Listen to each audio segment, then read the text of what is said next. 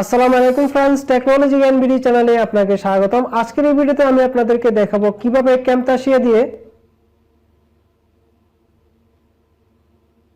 খুব সহজে আপনি নয়েজ রিমুভ করবেন। তো ক্যামতাসিয়া দিয়ে খুব সহজভাবে নয়েজ রিমুভ করা যায়। আপনিও ক্যামতাসিয়া দিয়ে খুব সহজে নয়েজ রিমুভ করতে পারবেন।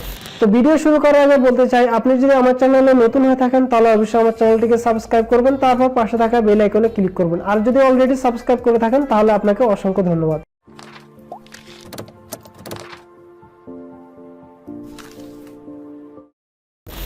তো আমি চলে যাব আমার কম্পিউটার স্ক্রিনে, সেখানে আমি দেখাবো কিভাবে খুব সহজে ক্যামতাসিয়া দিয়ে নয়েজ রিমুভ করবেন। তো দেখতে পাচ্ছেন আমি আমার কম্পিউটার স্ক্রিনে আসলাম, আসার পর ক্যামতাসিয়া সফটওয়্যারটি ওপেন করলাম। ওপেন করার পর এখন আমি ওই ভিডিওটি ইনপুট করব যে ভিডিওটির আমি নয়েজ রিমুভ করতে চাচ্ছি। তো সিম্পলি আমি ইনপুট মিডিয়াতে ক্লিক করলাম, দেন আমি ভিডিওটিকে এখান থেকে ইনপুট করলাম।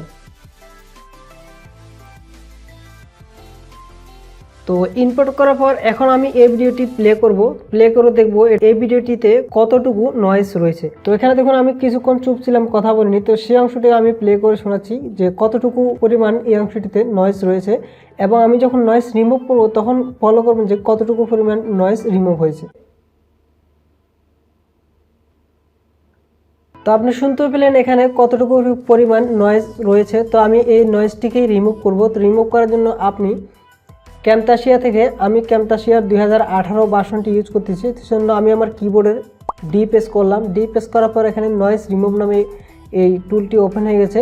তো এখানে আমি ক্লিক করে ধরে জাস্ট এখানে এই লেয়ারটির উপরে ছেড়ে দিলাম।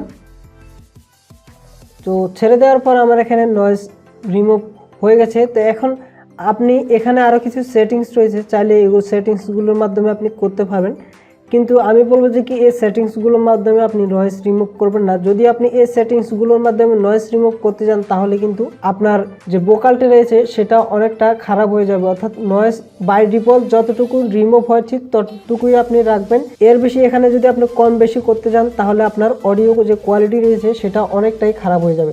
তো এখন আমি প্লে করে ওই অংশটি শোনাবো আপনাদেরকে, যে অংশটি আমি এর আগে প্লে করেছিলাম। তো এখন আপনি বুঝতে পারবেন যে কি এই অংশটিতে কতটুকু নয়েজ রিমুভ হয়েছে।